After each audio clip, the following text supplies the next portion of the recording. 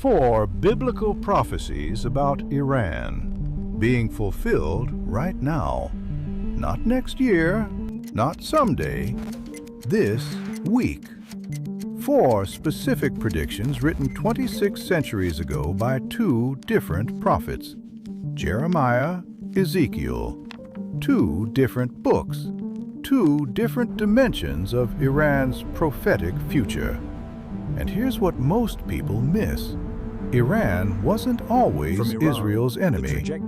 Persia was Israel's deliverer, its liberator, its protector. It was a Persian king, Cyrus, who freed the Jewish people from Babylonian captivity in 539 BC. The same king Isaiah called God's anointed one. Then 1979 happened, the Islamic Revolution. Everything reversed. The nation that once freed Israel became the nation most committed to destroying it. The deliverer became the enemy. And the prophets, writing 2,600 years before that reversal, described both roles. If you're ready to see how ancient scripture is unfolding in real time, stay with me through all 4 prophecies. But before we begin, if you're new here, this channel explores the intersection of world events, history, and biblical prophecy. So if that's something you want to understand more deeply, make sure to subscribe, like this video, and share it with someone who's trying to make sense of what's happening in the world right now. Because the 4th prophecy is the one that changes everything. Because what we're about to see is something most people have never connected before. Prophecy number 1, the breaking of Elam's bow. Turn to Jeremiah 49:35. Thus saith the Lord of hosts, Behold, I will break the bow of Elam, the chief of their might. Written 2,600 years ago by a prophet who had never heard of ballistic missiles, or drone warfare, or nuclear enrichment. Yet it reads like this week's headlines. Elam is southwestern Iran, modern-day Khuzestan province. And in the ancient world, Elamite archers were legendary, feared across entire regions for their range and devastating effectiveness. The bow wasn't secondary, it was the chief of their might. Now think about what that means today. The military strikes are real. The degradation of Iran's capabilities is measurable. But the prophecy implies a breaking that is irrevocable. A destruction of Iran's military power so complete, so permanent, that the entire world recognizes it as divine judgment. Not just military defeat. What's left to happen? A decisive, unmistakable collapse. Not just degradation, but elimination of Iran's ability to project military force. A collapse so dramatic it cannot be explained by airstrikes alone. A breaking that leads directly into the next 3 elements of Jeremiah's prophecy. And that brings us to the 2nd prophecy. And what you're about to see next is where this prophecy stops being ancient history and starts looking exactly like the world we're living in right now. Because the 2nd prophecy doesn't describe weapons, it describes people. Millions of them. Because Jeremiah doesn't just describe the breaking of the bow. Prophecy number 2, the scattering of Elam. Jeremiah 49 verse 36. And upon Elam will I bring the 4 winds from the 4 quarters of heaven, and will scatter them toward all those winds. And there shall be no nation whether the outcasts of Elam shall not come. 4 winds, 4 quarters of heaven, scattered to every nation on earth. This is not a localized displacement. This is not a temporary refugee crisis. This is a global diaspora, a scattering so complete that the outcasts of Elam appear in every nation under heaven. Now, here's what makes this striking. Here's why this prophecy matters today. The scattering of Iran's people has already begun. It started in 1979 when the Islamic Revolution overthrew the Shah and installed Ayatollah Khomeini's regime. Millions fled to Los Angeles, to London, to Toronto and Sydney, to Berlin, Dubai, and dozens of cities worldwide.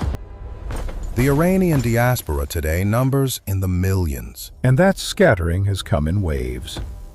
After the 1979 revolution, during the Iran-Iraq War in the 80s, after the 2009 Green Movement was crushed, after the 2019 and 2022 protest crackdowns, and now, again in 2026. As the regime faces its most existential crisis in history, the conditions are aligning for the largest wave yet. The power vacuum left by Khamenei's death, the ongoing military strikes, economic collapse, internal chaos. Jeremiah said the outcasts of Elam would appear in every nation. Today, the Iranian diaspora is one of the most geographically dispersed in the world. The scattering is not hypothetical. It's documented, measurable, ongoing. But there's one more dimension to this scattering that most prophecy teachers mention but few develop. And it connects to something happening right now that should bring tears to your eyes rather than fear to your heart. But I'm saving that for the next prophecy. Because what God does after the scattering is the detail that changes everything. 4 winds, military destruction from above, economic collapse from within, political chaos from the leadership vacuum, social desperation from a population pushed beyond breaking. And when those winds converge, people scatter to every corner of the earth. Prophecy number 3. Now this one carries different weight, because it doesn't just describe military defeat or population displacement. It describes something far more personal, far more specific, and far more devastating for the ruling power. Jeremiah 49:38. And I will set my throne in Elam, and will destroy from thence the king and the princes, saith the Lord. 2 actions in one verse. First, God sets his throne in Elam. Second, God destroys the king and the princes. And both actions are attributed directly to God, not to a foreign military, not to a coalition of nations, to God himself. Let me take these one at a time, because each one has a modern dimension that is impossible to ignore. I will destroy from thence the king and the princes.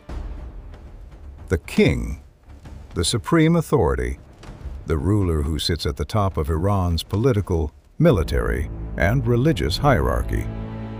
That was Ayatollah Ali Khamenei, supreme leader since 1989, the man whose word was final on every matter of state, the man who held more power than any elected official or military commander in the country.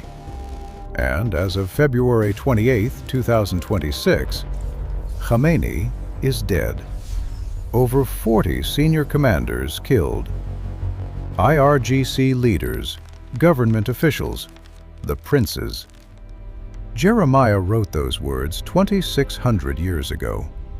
I will set my throne in Elam, God's throne in Iran. Now what does that mean? Some interpreters see this as divine judgment, God establishing authority by executing judgment on the rulers. And that's a valid reading. But many scholars, many Iranian Christians themselves, see something more in this phrase. They see spiritual transformation. God establishing His presence not through military force, but through the advance of the gospel in the very land where the regime tried to stamp it out. And here's what makes that interpretation so powerful. Iran today has one of the fastest growing Christian communities in the world. I don't mean that as a vague, feel-good statistic. I mean it as a documented, researched, confirmed reality that is stunning in its scope. Despite decades of persecution, despite pastors executed, converts imprisoned, churches closed, despite Bibles banned in Farsi and house churches under constant surveillance, despite the threat of death for leaving Islam, the underground church in Iran has exploded.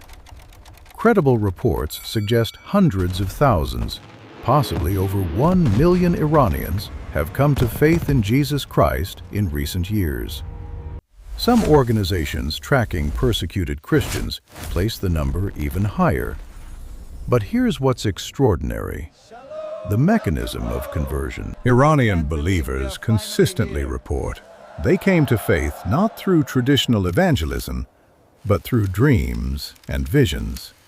Encounters with Jesus they did not seek, and the phenomenon cannot be explained. The mountains that were waste A figure in white are now appearing in sleep, saying only, "Follow me." This has been reported so widely across the Iranian diaspora and inside Iran itself that it's become a defining mark of the Iranian church. A church born not from missionary strategy, but from direct, divine encounter. Now here's what Jeremiah may have been describing when he said, "I will set my throne in Elam." They certainly are. Not a political Wonderful throne, to see them not playing military safely. occupation, a spiritual throne. The presence of God through the Holy Spirit, through the gospel, through the miraculous conversion of souls, establishing itself in the very land where rulers tried to keep him out.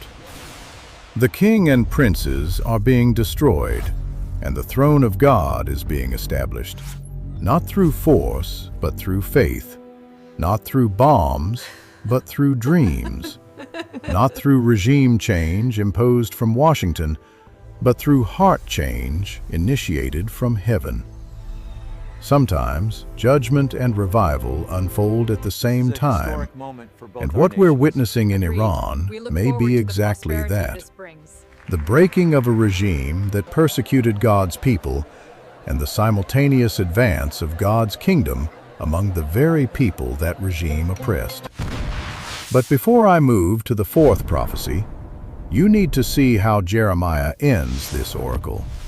Because the final verse isn't a curse, it's a promise. Jeremiah 49:39 says, "In the latter days I will bring back the captives of Elam." Restoration. After the bow is broken, after the scattering, after the throne of God is established, God promises to restore Elam. And the timing is explicit. In the latter days, the same time frame Ezekiel 38 unfolds in, the same period many believe we are living in right now. But Jeremiah isn't the only prophet who speaks to Iran's future. Ezekiel adds a fourth dimension, and this one shifts everything. Because Jeremiah tells us what happens to Iran, Ezekiel tells us what Iran does.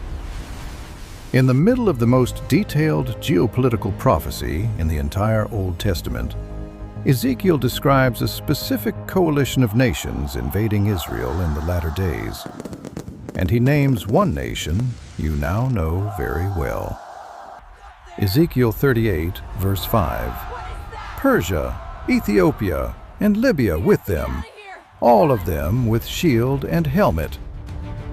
Persia, listed among the coalition, named explicitly as part of an alliance that marches against a regathered Israel in the end of the age.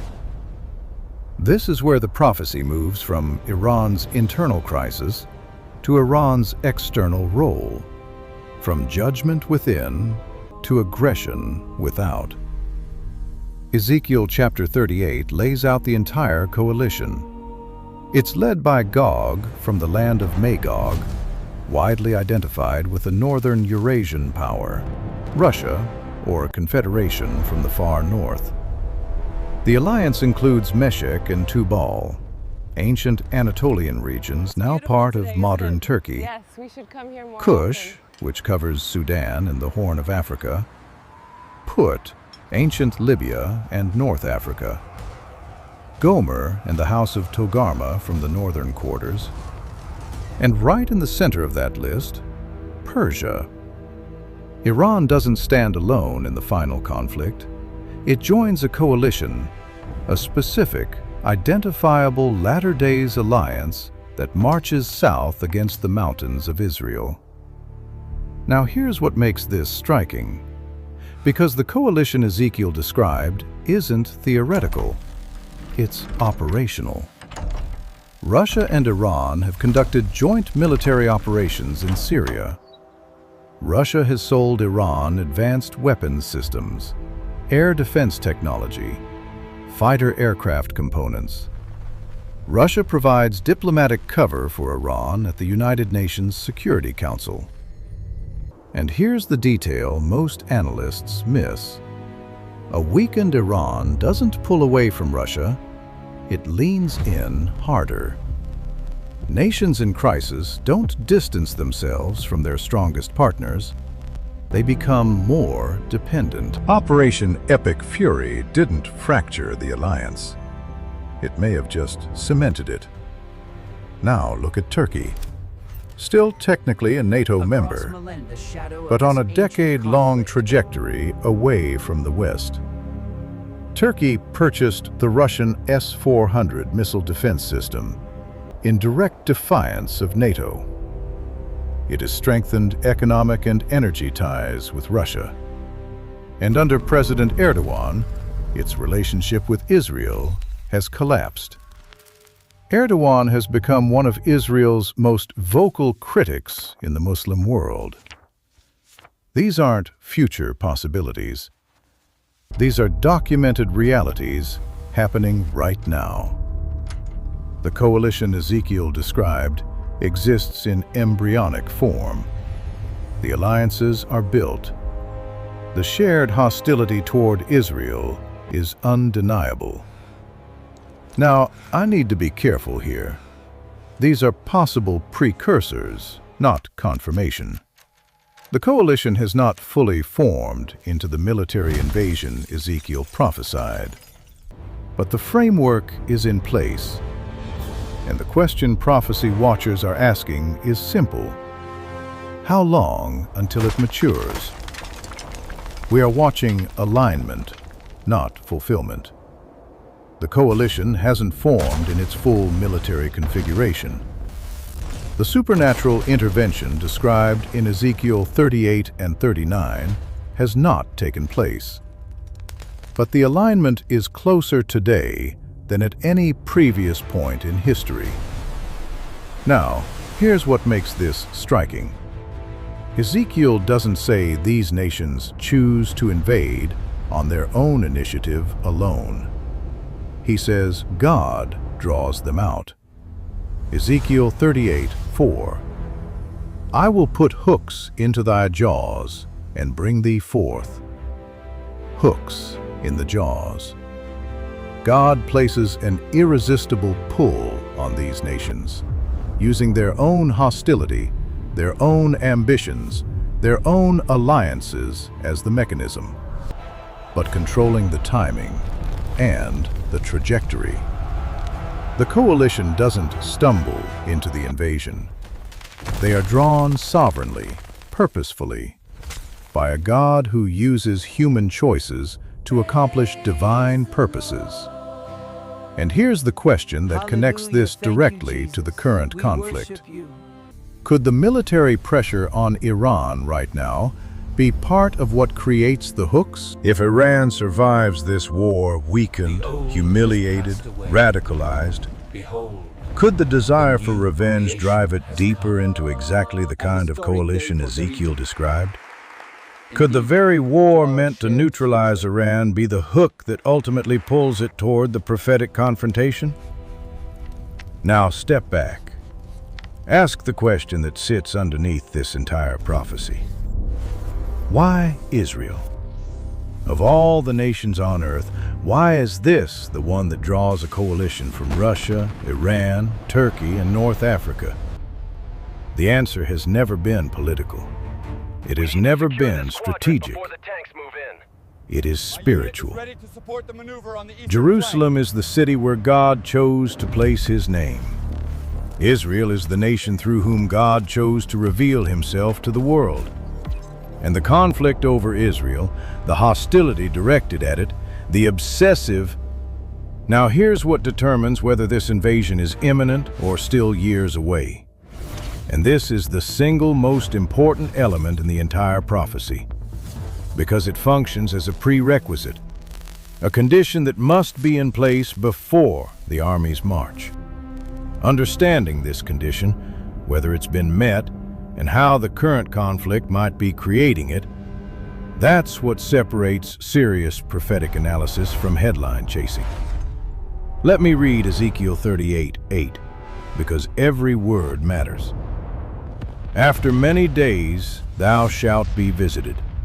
In the latter years thou shalt come into the land that is brought back from the sword, and is gathered out of many people, and they shall dwell safely, all of them. Now watch this. Ezekiel embeds multiple conditions inside a single sentence. Some have already been fulfilled, others have not. After many days, in the latter years. This is a time marker. The invasion doesn't happen in Ezekiel's era. It happens at the end of the age. This places the prophecy in the final chapter of human history. We are truly blessed. The land that is brought back from the sword. Israel has been through war. This describes a post-conflict nation, a people who survived devastation. And Israel's modern history is defined by exactly that. The 1948 War of Independence, the 1967 Six-Day War, the 1973 Yom Kippur War, Lebanon, Gaza, the ongoing conflict with Iran and its proxies. Israel has been brought back from the sword many times over. So this condition, it's been met. But there's another phrase in that verse that changes everything. Gathered out of many people. Working together, That the condition is possibilities fulfilled. are endless. The Jewish people returned from nearly 2,000 years of exile, scattered across Europe, North Africa, the Middle East, the Americas, the Soviet Union, Ethiopia, and over 100 other nations. The Zionist movement, the Balfour Declaration, the horrors of the Holocaust, the establishment of the state in 1948.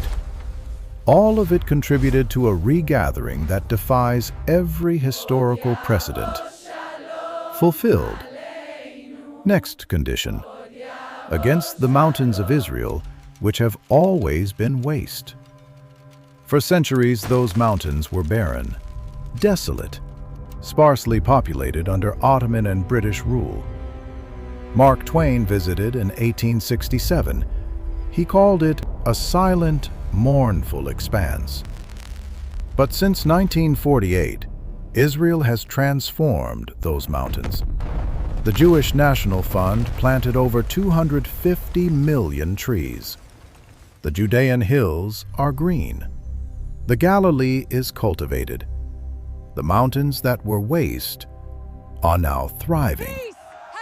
Fulfilled, brought forth out of the nations.